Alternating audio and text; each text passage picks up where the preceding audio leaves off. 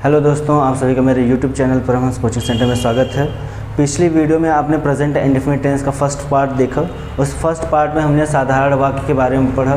ये वीडियो आपके लिए बहुत ही ज़्यादा ज़रूरी थी, तो अगर आपने अभी तक वो वीडियो नहीं देखी है तो लिंक डिस्क्रिप्शन में है, प्लीज़ ज़रूर जाइए और उसको देखिए। आइए हम उसके नेगेटिव पार्ट के बारे में चर्चा करते हैं।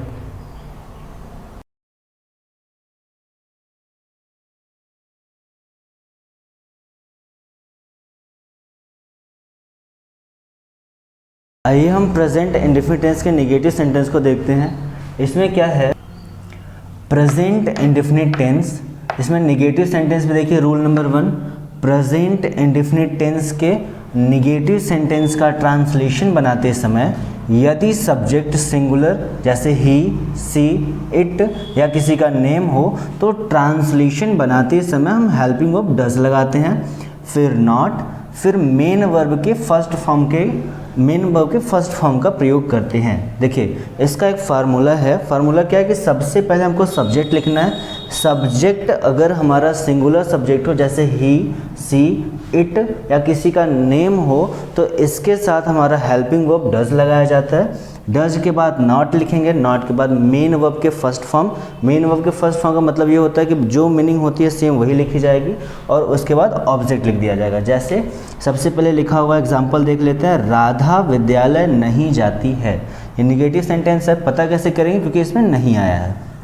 ठीक है, तो इसको बनाएंगे कैसे। सबसे पहले हमको क्या करना है, सब्जेक्ट लिखना है। सब्जेक्ट हमारा नेम है, हम नाम यहाँ पे बना देंगे राधा का, राधा। उसके बाद क्या करना है, हमको यहाँ पे हेल्पिंग वर्ब लगाना है डज। यहाँ पे लगाया हमने डज।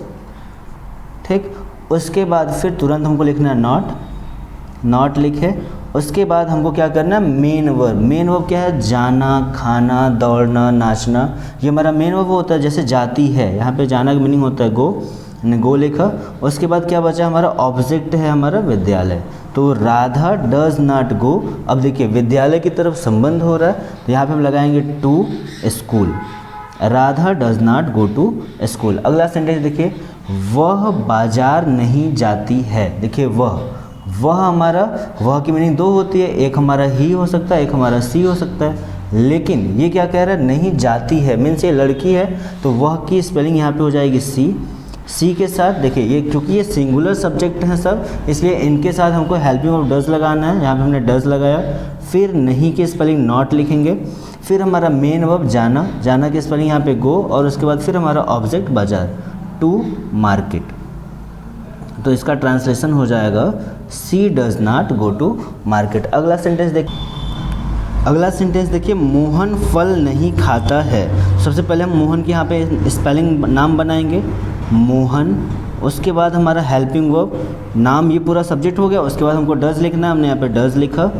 फिर नहीं की स्पेलिंग नॉट।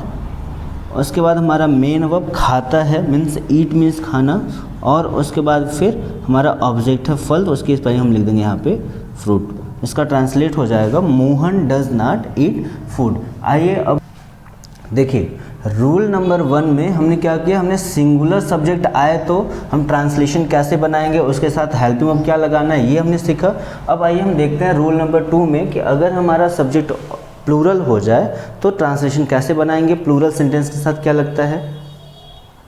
देखिए rule number 2, present indefinite tense के नेगेटिव सेंटेंस का ट्रांसलेशन बनाते समय यदि सब्जेक्ट प्लूरल जैसे आई, वी, यू, दे हो तो हेल्पिंग वर्ब डू लगाते हैं, फिर नॉट, फिर मेन वर्ब के फर्स्ट फॉर्म का प्रयोग करते हैं। जैसे अगर इसको हमको ट्रांसलेशन बनाना है तो सबसे पहले हमको क्या करना है, उसका फार्मूला ये है कि सबसे पहले हम सब्जेक्ट आई, वी, यू, दे में से कोई एक लिखेंगे जो सेंटेंस में आया रहेगा।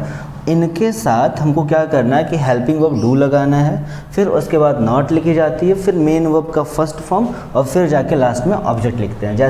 जैसे मैं तुम्हें नहीं पीटता हूँ, तो ये मैं जो है ये आपका सब्जेक्ट है, पीटना जो है ये आपका मेन वर्ब है, ये नहीं हमारा नॉट नेगेटिव वर्ड है, नेगेटिव सेंटेंस है, और ये तुम्हें जो है ये ऑब्जेक्ट है।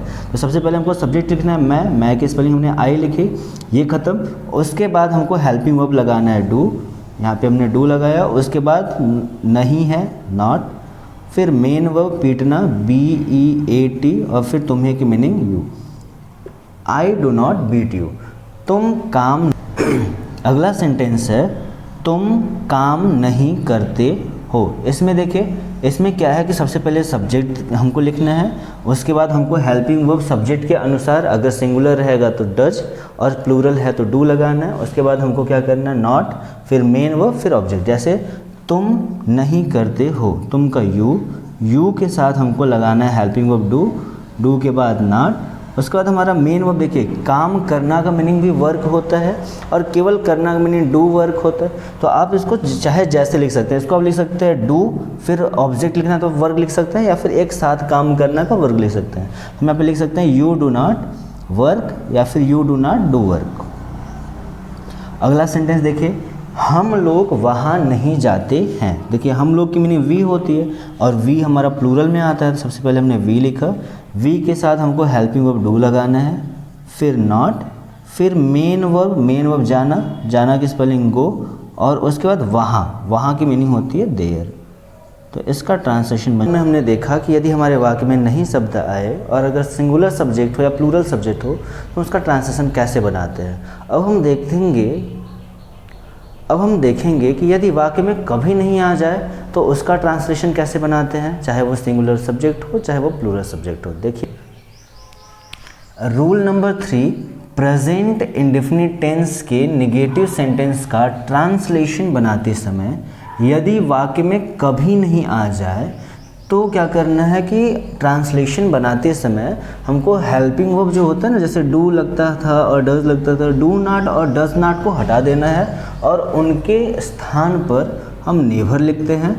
और यदि सिंगुलर सब्जेक्ट हो तो मेन वर्ब के फर्स्ट फॉर्म के अंत में एस या ईएस जोड़ देते हैं। जैसे अगर आपका एग्जाम्पल दिया हुआ है मोहन गाली कभी नहीं देता है, तो सबसे पहले हमको क्या लिखना है, हमको सब्जेक्ट लिखना है मोहन।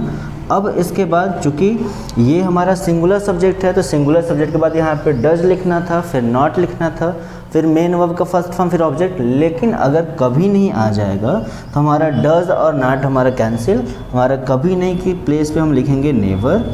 और उसके बाद हमको मेन वर्ब लिखना है। मेन वर्ब हमारा है गाली देना, और गाली देना की मीनिंग होती है एब्यूज़, ABUSE।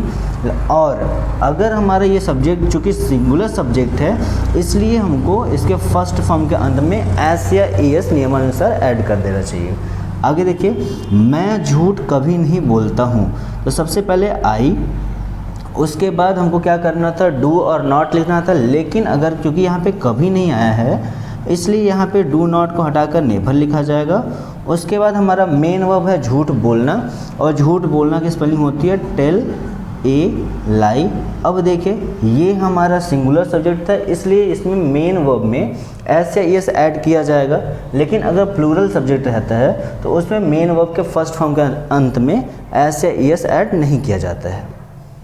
हेलो दोस्तों, हमने यहाँ पे निगेटिव सेंटेंस के 3 नियम पढ़े जिसमें हमने यदि वाक्य में नहीं आए तो सिंगुलर सब्जेक्ट और प्लूरल सब्जेक्ट का ट्रांसलेशन कैसे बनाएंगे, और यदि वाक्य में कभी नहीं आया तो उसका ट्रांसलेशन कैसे बनाएंगे, ये हमने पढ़ना सीखा। वीडियो को अंत तक देखने के लिए धन्यवाद। अगर आप चैनल पर नए हैं तो प्लीज़ चैनल को लाइक, शेयर और सब्सक्राइब जरूर करें। Thank you.